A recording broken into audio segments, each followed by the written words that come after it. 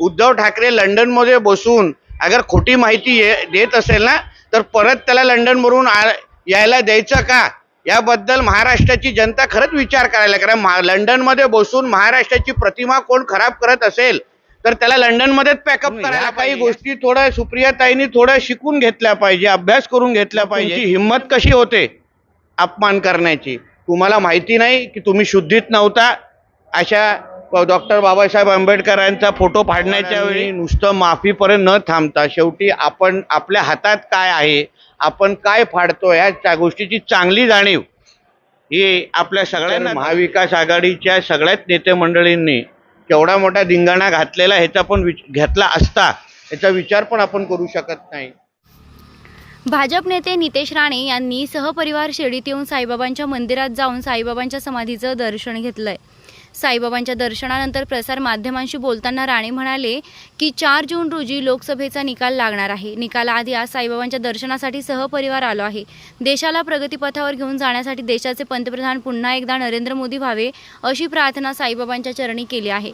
Doctor Babasaheb Ambedkar यांचा अपमान आम्ही सहन करणार नाही. हे कृत्य भाजपच्या नेत्या काढून घडले असते तर महाविकास आघाडीच्या नेत्यांनी धिंगाणा घातला असता. जितेंद्र आव्हाडनं माफीपर्यंत न थांबता आपल्या हातात काय असते, आपण काय फाडतो याची जाणीव सर्वांनाच असते. मात्र तुमची हिंमत कशी होते महामानवांचा अपमान करण्याची, असं म्हणत जितेंद्र आव्हाड यांनी जाणून बुजून हे कृत्य केलं असल्याची जहरी टीकाही यावेळी नितेश राणे यांनी केली आहे. 4 जूनला लोकसभेचा निकाल लागणार आहे आणि साईंच्या आशीर्वादामुळे आमच्या मोदीजींच्या बरोबर राहावा आणि परत एकदा 5 वर्ष आमच्या देशाला प्रगतीपथावर घेऊन जाण्यासाठी मोदीजींचं नेतृत्व आमच्या देशाला मिळावं हीच साईचरणी मी प्रार्थना केली.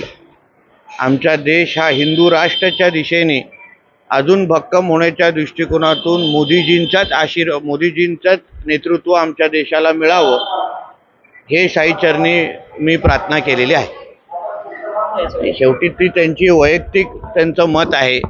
सरकारचं, पक्षाचं आणि एकंदरीत अन्य नेतृत्वाचं त्याच्याशी काही लेणं देणं घेणं नाही हेच आम्हाला दिसतं. शेवटी भुजबळ साहेबांनी व्यक्त केलेलं मत हे त्यांचं वैयक्तिक मत आहे, त्याच्याशी कोणाशी काही लेणं देणं नाही.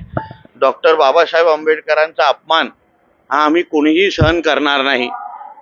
हीच घटना किंवा हेच कृत्य अगर कुठलाही भारतीय जनता पक्षाच्या कार्यकर्त्याच्या, नेत्याच्या, पुढारीच्या हातातून घडलं असतं तर महाविकास आघाडीच्या सगळ्याच नेते मंडळींनी केवढा मोठा धिंगाणा घातलेला ह्याचा पण घेतला असता याचा विचार पण आपण करू शकत नाही.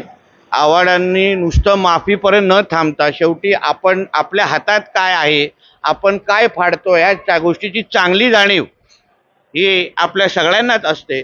कधी शिवरायांचा अपमान करायचा, कधी औरंगजेबचा उदारीकरण करायचं, कधी डॉक्टर बाबासाहेब आंबेडकरांचा अपमान करायचा आणि मग म्हणायचं डॉक्टर बाबासाहेब आंबेडकर म्हणजे आमचा बाप आहे अशा शब्दामध्ये या वाक्य उच्चार करायचं. मग तुमची हिंमत कशी होते अपमान करण्याची? तुम्हाला माहिती नाही की तुम्ही शुद्धीत नव्हता अशा डॉक्टर बाबासाहेब आंबेडकरांचा फोटो फाडण्याच्या वेळी? म्हणून हे जाणून बुजून झालेलं कृत्य आहे.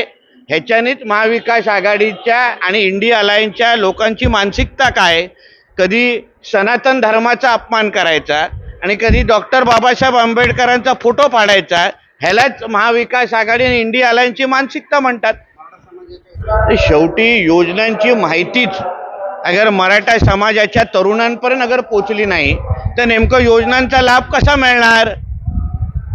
जाहिरातींवर खर्च का केला जातो? जेणेकरून योजनांची माहिती शेवटच्या तळागाळातल्या तरुणींपर्यंत पोचावं यासाठी असतो.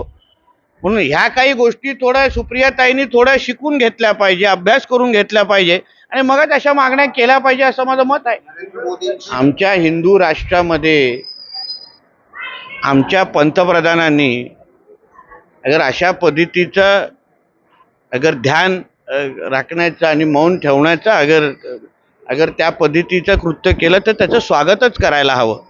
आमच्या देशामध्ये 90% हिंदू राहतात आणि जिथे आज आमचे पंतप्रधान ध्यान ठेवत आहेत तिथे समस्त हिंदू समाजाला एक संदेश देण्याचं काम त्यांच्या माध्यमातून होत आहे. म्हणून मला नाही वाटत त्या गोष्टीचं कुठेही त्याने कोणीही टीका केली पाहिजे. हे थायलंडमध्ये बसून नाईट लाईफ साजरा करण्यापेक्षा तरी चांगलं आहे. 4 जूनपर्यंत थांबा. सगळ्या बाबतीमध्ये अतिशय सकारात्मक निर्णय मोदीजींच्या 3ऱ्या टर्ममध्ये होतील असा माझा विश्वास आहे. ऐतिहासिक निर्णय आपल्या देशाला महासत्ता बनवण्याच्या दृष्टिकोनातून आणि पहिल्या 3 क्रमांकामध्ये आणण्याच्या दृष्टिकोनातून मोदी सरकार निश्चित पद्धतीने ऐतिहासिक निर्णय घेतील. म्हणून एवढं थांबलोय तर अजून 4 जूनपर्यंत थांबण्याला काय हरकत नाही.